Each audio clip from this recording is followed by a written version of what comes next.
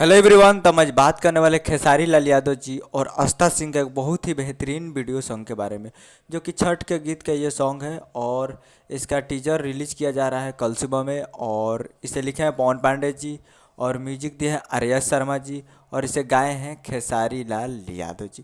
तो ये कल सुबह में रिलीज किया रहा है, जिस सॉन्ग का टाइटल रखा गया है महिमा महान, जो कि आपको स्क्रीन के ऊपर दिखाई दे रहा है, जो कि छठ गीत है।